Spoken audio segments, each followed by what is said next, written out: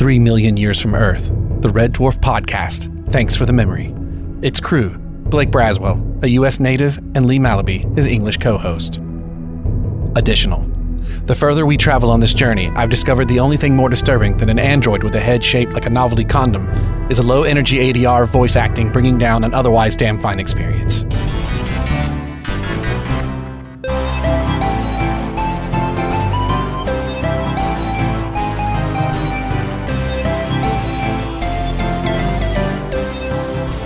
What's up, Smegheads? And welcome to Series 3, Episode 4 of Thanks for the Memory, a Red Dwarf podcast where we rewatch every episode of the BBC comedy show Red Dwarf and discuss them. As always, I'm Blake here with my buddy across the pond, Lee. How's it going, Lee? It's good. I feel like I say this all the time, but I can't believe we're getting to the end of Series 3 already. It's that glory of the BBC shows that really confused me as a kid, where they were 6 episodes apiece, and I was used to 23 episode minimums on American TV. It's quite nice, though, isn't it? Can you imagine if we were doing these and they were like your typical 24 episode seasons? We would be doing this podcast for a very long time. Oh, yeah. I mean, I bet as a kid watching these the first go round, especially as I probably just thought they were all part of the same thing. Well, you wouldn't know, would you? Yeah, I don't. Yeah. Because if you think about it, when you're watching the show, there's no title card to say which series or episode each one is. The only thing is, I think, is that opening Star Wars scroll, I suppose, for the beginning of backwards, the beginning of this series. Other than that, there's nothing to suggest. Like, you wouldn't even know what the season finale was because yeah, it's you weird. Wouldn't even know if you jumped in on series 3 and at some point they referenced Lister having twins. You'd have no what. Huh? Yeah. Very strange. Yeah, it's odd, isn't it? What a different world we live in now. It's so different. So yes, we are talking about Series 3, Episode 4, which is a Bodyswap, which originally aired in the UK on December 5th, 1989. The last of the 80s. Yeah. I guess we'll have a couple more, but then once the series is over, it's all the 90s. There's nothing to say that they didn't have, so it's not uncommon over here to have like a Christmas break from stuff. So you generally find like a lot of your TV, maybe not so much now, but definitely back in the 80s and the 90s, where if you were watching a comedy series, that it would end for the season sort of a few weeks before Christmas and then come back after that, because all the Christmas crap would be on the TV now. So it wouldn't surprise me if the next 2 episodes didn't air in December that year. It'd be interesting to see actually when we get into them. But yes, the synopsis for this episode is Red Dwarf becomes a booby trap when Lister activates the self-destruct, which turns out to be the vending machine. Lister is implanted with the mind of one of the dead crew members, and Rimmer believes it's the perfect way to help Lister get fit. I always love when you read out one of those synopses and you're like, that is it. Yeah. Man, there's a lot more. Yes, that's very much that, yeah. This isn't as much as we've said previously, but I feel like we've alluded to this before, that the episodes seem to come in pairs, where one episode is huge sci-fi concept, and then the other one will have a sci-fi concept, but the episode itself is much smaller. And I feel like these last 2 episodes kind of fall into the same bracket. Yeah. I'd say so. There's a big concept. There is, but the episode, when you boil it down to what the episode is actually about, it's much smaller. Yeah, I agree completely. This is a weird one. So this started, and I went, I don't necessarily remember this name. And then once the episode got a few minutes, and I was like, I am not having that thing you have talked about before. You're like, I don't remember this. And you start watching and go, oh, yeah. I remember this episode. I had the reverse experience where it started and I went, nope, definitely not. I never saw this before. So that's weird. And it's also a weird one. Very It strange. is a weird one. Now, before we get into a little of that, a few notable things that I noticed. Is this our first Scudder of Series 3? I think so. We've talked about the Scutters kind of disappearing a lot after the first 2 series. And yes, I think I've wrote down the same, that Scutters are back. Yeah, so the Scudder's back, and it's gone nuts for some reason, which is never explained. No. And it's messing with all the wiring and stuff. So this idea, and this whenever we have a moment, you're like, that's classic Red Dwarf. This idea that the episode starts actually quite serious in the way that, like, even the delivery of Rimmer and Crichton, you're kind of waiting for a joke as Rimmer's like, go left, look at this, but whatever. He's like looking through the footage, trying to figure out in the computer what's wrong with the ship, like, what has the Scudder done, and it's very serious. And then Lister shows up, and he's like, they get told what's going on, and he's like, so no cards tonight? And he's like, no. But it's not played as a joke, really. He's like, no, we got to do this. And it's so serious. Don't touch anything. Everything's been rewired. And you go to him with the Lister with the cat walking through that corridor saying, how crazy things are, yada, yada. Don't touch anything. And then he walks over, crispy bar and a milkshake. And then you hear that, thank you. The self-destruct will now begin. Like, all that seriousness set up for the gag of once he orders a candy bar and the milkshake, that the rewiring is now set off the self-destruct. The ship will now self-destruct in 30 minutes. Cancel. The ship will now self-destruct in 25 minutes. Yes. Cancel. The ship will now self-destruct. And the thing is, you're like, done. And then he does it like 3 more times. It gets to like 5 minutes before it's done. And just the idea that, like, he is a complete idiot when he gets back. He doesn't even fight it. When Rimmer's like, I told you not to touch anything. And I love something that I don't think I would have noticed, except how we're watching these now. Okay. Rimmer doesn't fight, or Lister doesn't fight back on that. He's not like, back off, man, or whatever. Like, he screwed up. Rimmer was right. In this instant, Rimmer was kind of taking charge of a situation that you should have listened to him to. And, like, there's a bit of competency there that, like, you don't get to see very much, but also it's a serious situation. So they've kind of clamped down a little bit. And I think that's neat to see. Like, so what I mean is the relationships of how they all feel about each other are still there, but it's being superseded by a larger problem that is kind of like fun, and we get something else that will get built on upon subsequent episodes. Crichton, for better or worse, fancies himself a bit of an inventor. I got ideas. And we tried this on the Nova 5. Oh, right. He tried on the Nova 5. Didn't work. No. Totally screwed up that person.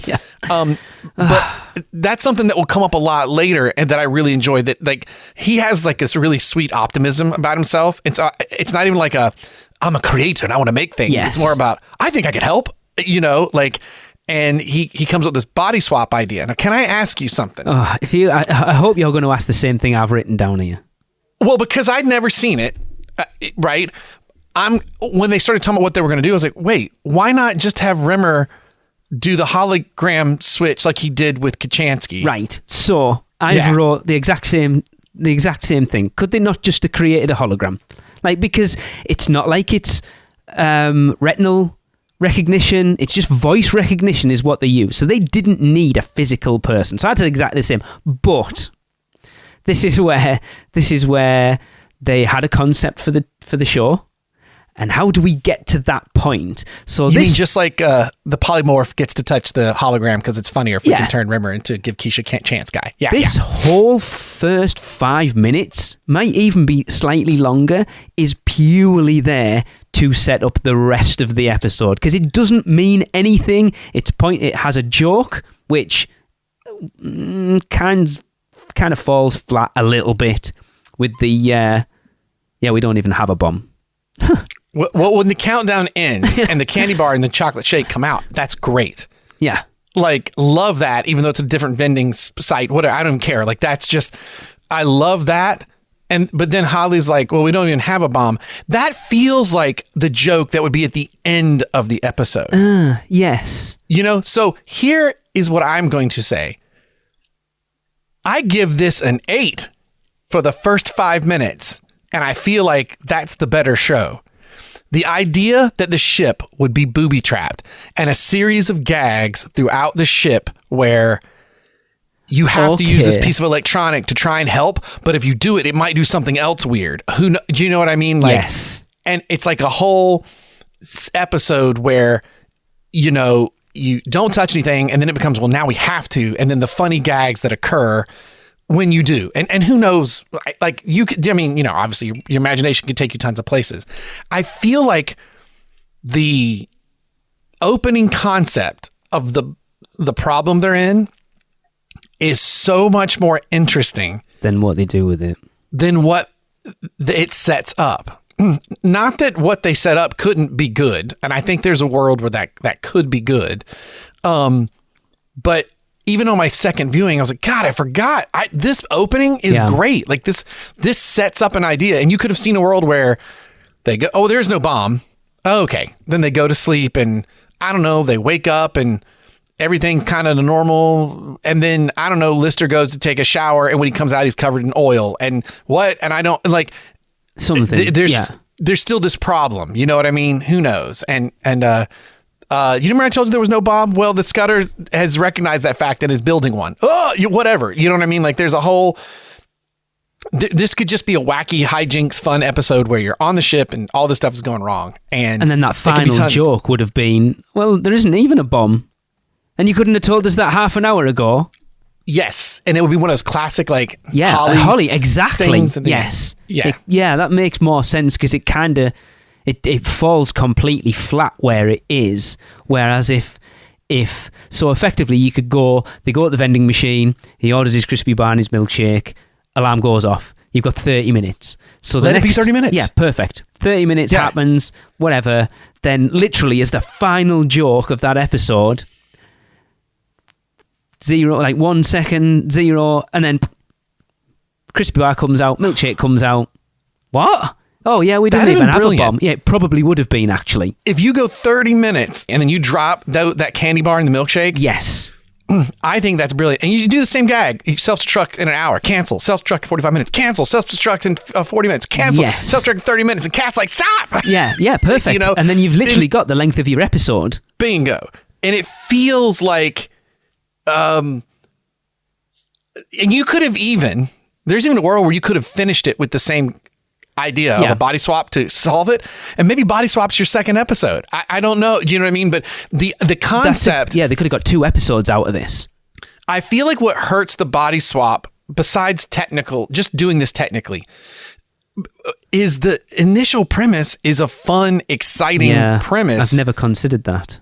Yeah, imagine polymorph episode is the first 5 minutes, and then it sets up a different story. You know what I mean? Like, it feels like a very strong idea. So that's why to give you a preview of my score that will come later, I give the first 5 minutes and it's like an 8. Yeah. It's a classic Red Dwarf situation to set us up. And then I'll talk about the rest. It's interesting as well, isn't it? Because I think, like, I really missed that old intro, and it was these 2 episodes that have made me really miss it. Like, I miss the slow... And then when the title card comes up and that boom, boom, I really miss, because I think that ominous intro would have worked really well for the first. This episode, both parts of it, honestly, feel like, and this is going to sound weird because of how much I have said that I really enjoy those first 2 series more than what we've watched so far, but these feel like series 1 and 2 episodes. But in a bad way, not a good way. Like, I don't know how to describe what I'm saying, because it's not a great episode. And again, spoilers, not giving it a great review. It's probably the worst episode we've watched so far, in my opinion. It could be good. Yes. There could be a lot of fun to be had with this. I think it's the reverse. It's like, and good. Hey, look, I work in a creative field, so anybody that happens to listen to this that works on the episode, and I hope you do, the constraints of professionally putting on stuff like this and cranking out episodes, whatever, is very easy for us to sit back and Monday morning quarterback, as we say here in the States. Especially 20, 30 years later. Yes. And say, because we have the hindsight of knowing where the show will go and stuff. And so I still couch this under starting to take big let's do some fun big concepts and stuff that later will, like, if I describe some of the concepts that will come, like a gestalt being that is created from the personalities of the crew, that, like, that stuff only comes because things like this happen, right? Like they get there, and that's a great classic episode we'll get to. So I appreciate that fact, but I just let it be known this is no. I am a little harsh on this one as well, but it's I understand the constraints that go into this, and sometimes you don't have time. you'll say the same things that we'll do, going, oh man, we should have leaned into this. Yeah. And it feels like this gag and of the body swap where Rimmer really wants to, be in the body of Lister and be a real boy for a little while Lister is a hologram. So he can get Lister in shape is a funny idea. Yep. That I think has one gag, which is when he is finally Lister and he just buries his face in the mashed potatoes instead. Yes. That could have also been the end of an episode that that's I don't feel like that's an entire show. No. It's a gag. Again, and it's always dangerous when you place a whole concept on a gag. Yeah, which they've done before, but it works. Where this one doesn't. I mean, there's like that, like you say, that first 5 minutes is great. I love the fact that the captain's disc's knackered. Basically, we can't use it, so we'll use Brown's, and they bury the fact that Brown was a woman until it's enlisted. I love that. Yeah, the whole why do I have male sexual organs? Yes, it's good. Well, if you don't do this, that male sexual organ, along with every other organ, is going to be in orbit around the nearest planet. But again, feels very progressive for 1989. Yes, yeah, and it's again what's that phrase? It's better than the sum of its parts or whatever. This is kind of the reverse of that. Yes. Like there's these little nuggets that are good, and there are moments in this body swap thing that I do love, like. The fact that when they do take Lister's mind, I love that we just talked about the fact that we're going to get out of the 80s after this and move into the 90s. Lister's mind's on a little mini cassette. A little dictaphone hysterical. cassette, yeah. And even though you see the gag coming with Cat taking it and dropping it in his tea, don't care. It's so good, and it's so well played. Like they don't overreact. Just it takes it out, shakes it. Like my biggest issue with this episode is. They have been together for long enough. Why the Lister trust Rimmer? There's no way. He has done absolutely nothing to make Lister go, yeah, you know what? I trust you enough to let you have my body. You know what? This goes back to the looking like Crichton's humping Lister from our previous episode. The reason that gag works so well, as I said in the previous episode, they justify in real life why that moment is happening so well that even though it looks ridiculous, you believe that they'd be doing it. How are you going to do it? How are you going to get this underwear that was a creature that's crushing Lister? How are you going to get it off? And then we're seeing it. We think it's funny as an audience. And then Rimmer walks in and sees it and justifies our, thoughts of it. Well, this is like you just pointed out what happens when you do the reverse of that, which is we just want to get to this gag and we're not doing the work to justify why Lister would be cool with this.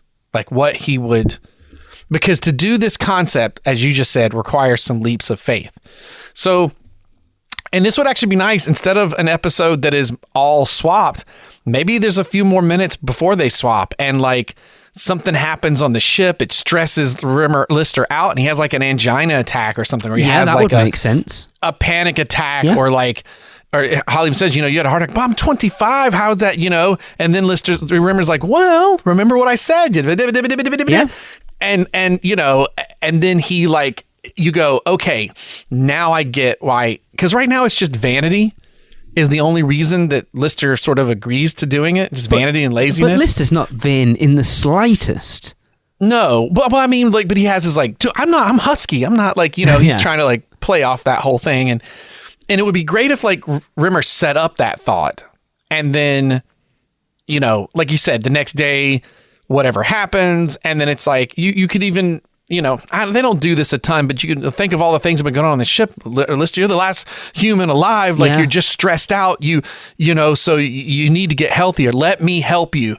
And just be fine, but here are the rules. You could, I think that would help a little bit because I'm with you. There are two moments that I don't get because Why does Lister say yes? We didn't set that up strong. And then later, why does Rimmer agree to get out of the body? Like Arnold Rimmer, or sorry, the Lister version in Arnold Rimmer's hologram gets in his face like he's going to beat the crap out of him. He's like, get out of my body. And he says yes to it. But right, he doesn't. Why? He doesn't have to. Like he does, Yeah. So it's, and then later we just see he steals it anyway. So it's like, again, I think it's sometimes like you said, he's a hologram. How can the polymorph touch his head? Well, I don't care because it's not the crux of the whole story. No. And it was funny to give Keisha a chance. So we will hand wave it. Yes. Because at least character wise, him being, getting his anger sucked out of him and turning out like that's all great. So whatever, let's just do it. How does that work for an android? I don't know. It's just funny. And plus it's not the crux of the episode. We're only going to see this for a little bit. Yeah. This is the crux of the whole episode. And it feels like that's harder to hand wave. Because of, like you said, the setup, or not necessarily the setup to the whole episode, but the initial setup that gets us to the setup. Does that make sense? Yep. So the setup to the setup for this episode is, you've made me realize it is really good, and it is very Red Dwarf. Yeah. You could easily imagine a whole episode of that. But then there's this huge leap of faith after that to reach this point that's kind of like, really? Like, I don't believe for a second that Lister trusts Rimmer anywhere near enough to give up possession of his body. It would need to be something that, like, the working out and all that stuff, but also in this series so far, they haven't done, and see, we get the value of watching these back to back. Yes. More or less. Back then, series 1 and 2 could be distant memories. So the idea of Rimmer always running around, working out and stuff like that, kind of gone. Yeah, because you haven't seen that at all. Right. They haven't talked about, like, this idea, you actually said it earlier, this idea feels like something more from series 1 or 2. And I would buy that. I wonder if it is. I wonder if it is something left over that they kind of had on the table for series 1 or 2 and went, yeah, no, I don't think it's the right time for that. Let's just shelve that and maybe we'll come back to it later. But, like, you could easily rewrite this super easy. You don't even need to do stress about everything else. Like, there is a good moment in the very beginning of this episode where they're like, we're going to die. Yeah. Like, and then they don't. And then the thing drops out and it's funny, haha. Well, the argument is... Sorry, Blake. The argument is go ahead. It feels very much like Marooned. Yes. If you look at the setup and the payoff for Maroon, it's like, oh my God, we're going to die because there's this asteroid coming through and I need to navigate through it. So I need you off the ship so you don't die, basically, because it may happen. And then you go and have this other adventure. That's kind of what this is. Whereas one's a really good episode. Yeah, but that adventure you described, ladders on the other, and it's like makes it more exciting and more like. Yeah. Whereas this is, it's just not as exciting as the initial concept. But you could have easily. Now I know he had brown in him, so I don't know if you I don't know how you say Lister went through almost dying because he technically wasn't there. It was brown in his body. Yeah. But if you could somehow, I don't know, the next day. He's like watching the video feed from Holly, and he's like, we could have died, but we didn't. The scuttered, she got rid of all. Yeah, I know, but like, we could have died. I'm the last human. Am I important? There's a whole thing you could do to crack sort of his psyche to say, well, if you're worried about that, you should be worried about your waistline and your dot this, and you and then you could see Rimmer using that little crack to get in, and that's a small change you could do that I don't know if it fixed the whole episode, but it would at least help me get on get on board with the idea. And I think this is the first time we've hit that where so far everything that's been ridiculous is like, God, it's so dumb, but like it fits this character in this scenario so well, This feels like they had. Do you know what would be cool if we managed to like swap Lister and Rimmer's? Oh, yeah, hilarious, right? So, like, that's the concept, and then just quickly rush through. How do we get from point A to that. And the gag is over kind of fast. I mean, if you think about it, it takes a long time to get to the go weigh yourself. Oh, you're wearing a girdle, out of my body. Like, it's like, yeah, but this was coming like 5 minutes ago. We all saw it. Yeah. Like, and remember in the hot tub instead of working out. And we get it. I like the idea, like we get this idea really fast. Like, so move on, have a point. And then maybe your point could be, something's still wrong with the ship that the Scudder did. Yeah. We were going to switch our bodies back, but now we have to go on this adventure. I mean, how much funnier would it be if instead of trying to be a villain and steal Lister's body, he's like, I gotta, like, let's go. We don't have time.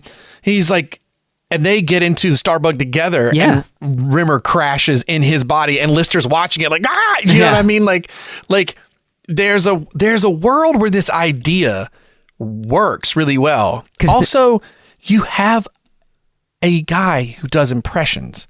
Yes. And I get the conceit of an ADR. So Lister had to sound like Brown so the computer would recognize her voice, which again is my argument for make her a hologram then, because why would her brain make your voice change? Yes. She goes, I have male sexual organs. Yeah. Also in a male. Yeah. You would still sound, like male vocal cords. Folds. Yes. And why do you sound like her? Whereas the hologram would have worked exactly like that. Yeah, you're right. There's a lot of leaps of faith in this. And you don't need her to sound like her. It's just that we need her code. She would know it. So let Lister act like just imagine Dave Lister being like, hello, and he gets a higher pitched voice. Yeah. Why do I have where? And then it's like, oh right, whatever. And but then it would he just Rimmer. does. Yeah, then he does. Then he could be Rimmer. And of course, what you're giving is Chris Berry the opportunity to be Dave. And what's frustrating to watch this ADR. And sorry if that's, but like that's when like the audio doesn't get picked well up on a set. So like in a movie or a TV show, they'll go into a studio booth and re-record their audio, right? And obviously that's what they did over each other. You can tell Craig Charles has an easier time doing it over Chris Berry being his Lister. But sorry, did that make sense? No, I know.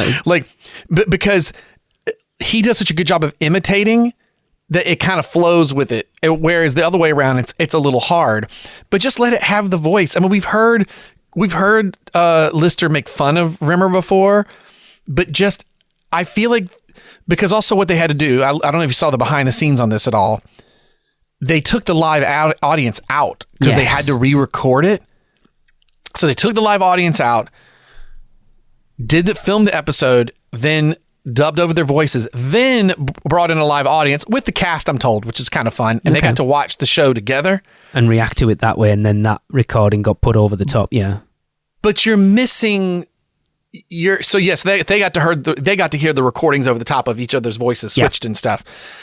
So like you also are hearing the lack of energy and pacing that the live audience has kind of taught them. So I think it's another reason that the show feels funky in the middle of this run is they filmed it in a completely different way. Yes. So it's got a lot. It's this neat idea that has a lot fighting against it that they don't quite overcome. And that's a technical thing. Like that's just hard to do. And I get that. But I do think there's a world where if you just let them perform and like use the fact Chris Berry's an impressionist, let him just be Lister. Because he sounds, when he's recording his voice as Rimmer in Lister's body, he sounds so wooden. He doesn't sound natural. He doesn't sound like Rimmer. It's no, because they're having to mimic, the way their lips are moving and everything else. Like that's tough. You were talking about like having this be in the middle of. So basically, have the body swap section as part of this episode, but surrounded by the potential destruction of Red Dwarf. And it's funny, in my mind, that leads me back to the Waiting for God episode. It feels like that you've got this whole garbage pod. That's the episode, the garbage pod, with the old cat priest in the middle of it. Surrounded by garbage pod. This episode could have been premise-wise, very similar to that. You have, oh my God, the ship's going to explode. Like you say, Lister has an attack of his own mortality and gives his body to, like, Rimmer somehow convinces him, and then have it bookended by, there is no bomb because we got rid of it years ago, and that would have been a much better episode. You could have even kept the original opening in, and like, just imagine, get out of my body. Okay, then it's just one last snack, and he goes over to the machine and he's like, orders something, and then he goes self-destruct in 1 hour, and he's like, no, not this again. Didn't you get your food faster when you said cancel 30, 15, 20, and then Holly comes on and goes, Arnold, stop right now. He's like, what? There's no bomb, right? No, the Scudder has rebuilt whatever, like, and set up this danger. You guys get out of the ship right now. And then Lister's like, I got to switch bodies back. We don't have time. And then you get to have this adventure of him flying around and crashing and stuff. It doesn't have to be being chased. And again, I think there's something interesting to Dave being in the ship with Arnold in his body, being like, what are you doing? Or like, he touched something that shocks and he's like, stop that. You're like ruining my body. Like, there's something fun about it, because also this episode goes so far to make Rimmer a villain. It's a little weird to think they'll go back to living like normal. Yeah. After this. I actually don't know what the next episode is. I'm going to have a look now. It's the Photographs is the 6th one. I forget what the next one is. But I feel like it's a good one. Because I don't know what the last 2 episodes of these are. So that's an interesting point, yeah. Because if we've argued at this point that there's no reason that Lister would trust Rimmer in the first place. He has destroyed any trust that is there between them at this point by doing what he's done in this episode. Like, ever. It's just weird because we've done such a good job of every ridiculous thing that's happened. We've justified why these characters are that way. And this one, like you just said, we got an idea for a gag. It'll be fun to do this. And I just don't think it hits. And I was wrong. It doesn't end. Our time slides is our next episode, which is, again, a step into concepts and stuff that I think, I don't say return later, but just taking a swing. And I know what the final episode is, but I don't remember it. I remember bits and pieces, but it's been a long time since I've seen it. So that last episode of this season is going to be the thing that I alluded to at the beginning of the last episode. So that character there, that's on that picture, excellent. is the voice of the intro of the...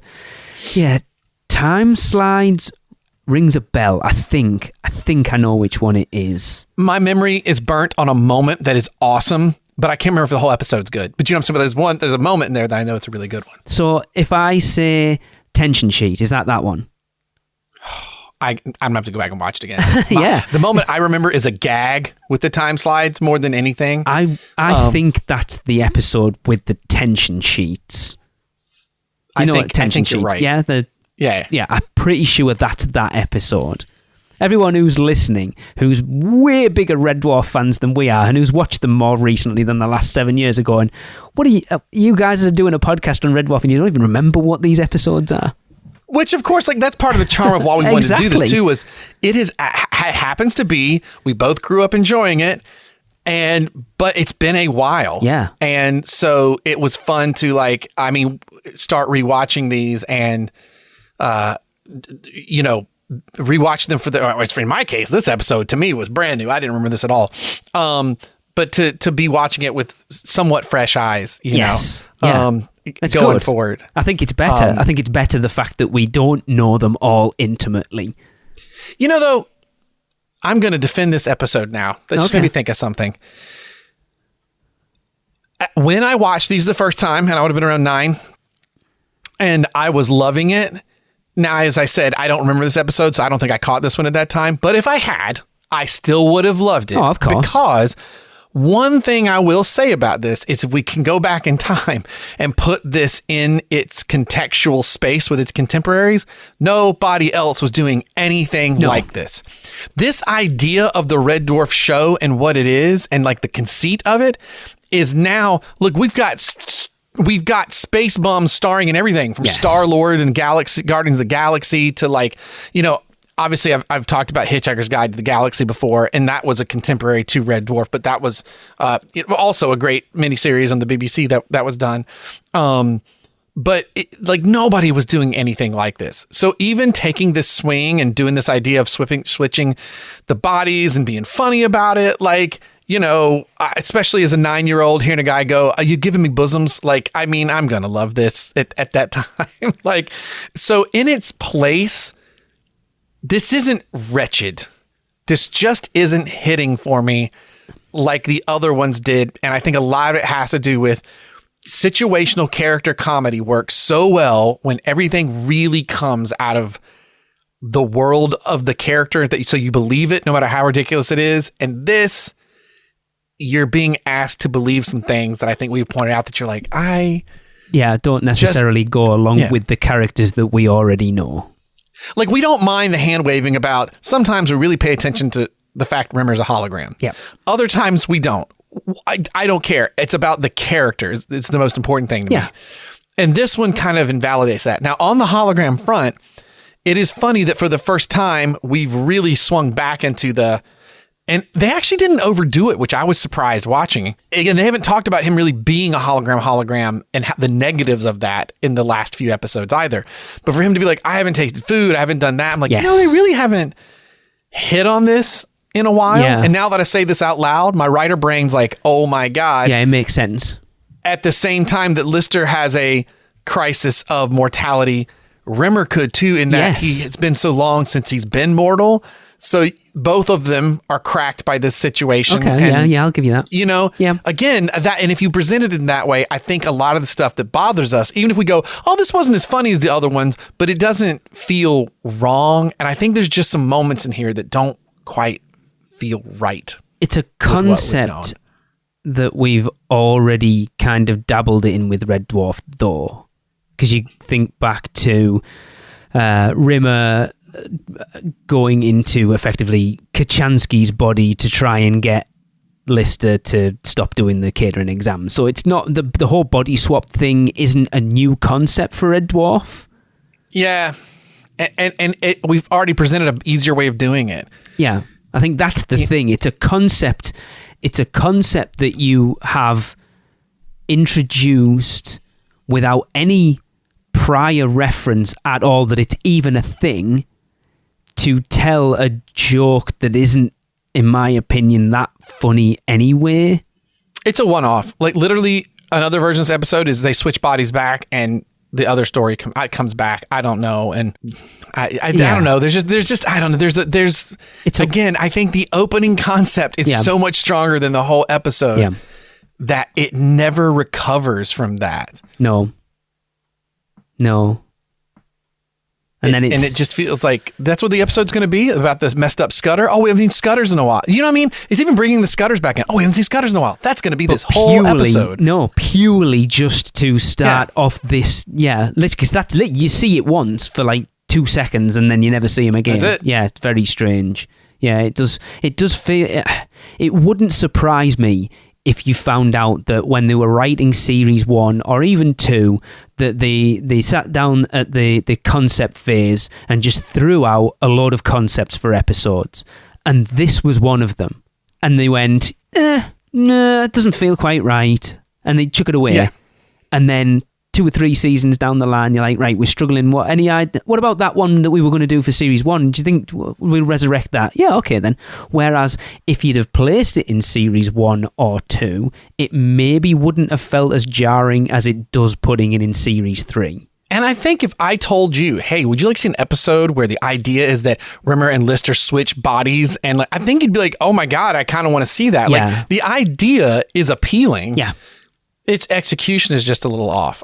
Speaking of writers and story creation, I'm glad you threw this trivia in, because I had to go, because in the edit of the two ships chasing each other, Blue Midget and Red Dwarf, or Starbug, my wife got confused and went, wait, it was a blue ship. Why is it a green ship now? I was like, no, the editing's weird. And I rewound it. I was like, see, it's them chasing him. But you're right. The edit was weird. But when I rewound it, I went, wait, did he say white midget? Yes, he does. And I was so confused and had to look that up myself. So it's a mistake on the writers. At least that's how it's said on Amazon. The remastered version, Lister's voice is dubbed over saying the midget instead of white midget, because originally the new smaller ship that would be used was white midget. A similar version of the blue midget, but then Starbug was created, which would be bigger and allow for more room to film inside. So then the theory is the way this was written, Rimmer in Lister's body would have been in blue midget because we've seen that before, and then they would have been in white midget, but they invented the Starbug idea, which was in the first episode. Right.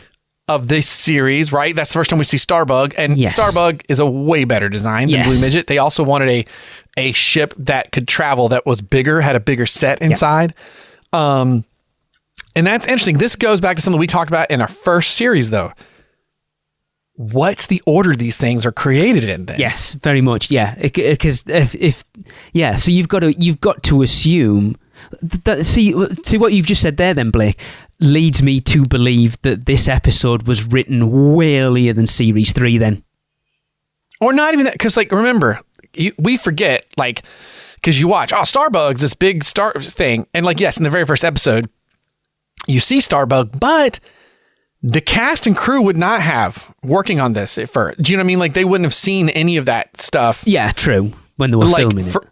For real. So if they wrote all 6 of these scripts and then they were like, we're all done, and did not realize that they hadn't changed white midget to Starbug. Yes. Or them to say blue midget so they left this line in by mistake, or not left it in. They just didn't go back and change it once the visuals had been changed. Well, when they filmed it, those visuals wouldn't have existed yet. You know? Yeah. So it's, especially because they reuse visuals, like the blue midget takeoff is a reused visual. But speaking of the visuals, now there's a spot I will rate at an 8. The chasing of the ships over the planet and everything, really cool. They got the dude who worked on Thunderbirds. Do you remember that show? Like the marionette puppets? Yes. He did all the ship work for them. Which makes... Yeah, but that makes sense, right? Yeah. Yes, the bit when it's flying over the planet... That feels very Thunderbirds. Crash into the planet and then seeing blue midget land behind it. And you're like, we've never seen anything that complex with the flying prior. So really cool that they did that. Again, there's like some really neat stuff in this episode. I just think, and I've been there before working on something creatively where you're like, this is a really good concept. And then the further you get in, you go, oh man, it is not quite clicking, but we are so far down the pike, there is no turnaround. They probably didn't have, have that time. If they were like going back to those times where they were probably having budget being small, so even potentially if you did realize that you didn't have the budget to go back in and do it again, it was like, look, we just have to carry on. Because I can't imagine that a show that I'm pretty sure will have been on BBC 2. I'm pretty sure it was on BBC 2 at the time, so it wasn't even on BBC 1, so it'll have had much less of a budget than like something like Doctor Who, which was on BBC 1 at the time. So yeah, I suppose a lot of the things that we class as mistakes or little bugs and stuff is a lot of it is probably down to budget wise, because we just can't afford to redo it. Yeah, budget and time. Got to get this thing out, man. Yeah. We have to get it out. So, and of course, these day and age, we're more worried about lore than, you know, that's such a thing now because of the internet. So you can actually you can make a holocron.net that has every little bitty thing about Star Wars ever, right? And track it all. And that just wasn't the case then. But it's just funny. I didn't catch it on my first viewing. It was the second viewing. I went, white midget? Wait, what? And then had to look that up. I'm like, oh, well, that's pretty cool. I need Rob Grant and Doug Naylor to get together and take all of the old scripts from Red Dwarf and take another couple of runs at them through today's lens and just hone them and tweak them. And if they were to write it now, but obviously keeping the fundamentals of what Red Dwarf is, I wonder how much better they would be now. Because, I mean, they'd have been quite young at the time as well. I mean, how old's Doug Naylor? I do think like that. I gotta remember. I think this backwards is pretty good too. But that first book, the Red, I remember it being very good, and that might be a good example of what you're talking about because doing the novel, they had longer to look at it. You know what I mean? Yeah. So there's some good stuff. There's some good stuff in there. There is. It's just like we've complained about episodes that this didn't quite work, that didn't quite work. But this is the first one we've come across where the vast majority of it doesn't work. Yeah. The idea is hard to get behind. Doing the ADR for the effect to make it work doesn't quite. There's just a lot of things kind of going against it. The opening is a strong idea, so it's hard to go from that to the next. There's just a lot of stuff working against this one. There really is, yeah. But like I said, I mean, we've just briefly gone through it, and there's a good episode in there. And like. This is a little thing, but Lister had been a hologram and then was in a body and slapped his face into Mash and poured gravy over his head. I believe it. With Rimmer, I feel like a gag. That's the wrong gag for Rimmer. That's a Lister gag.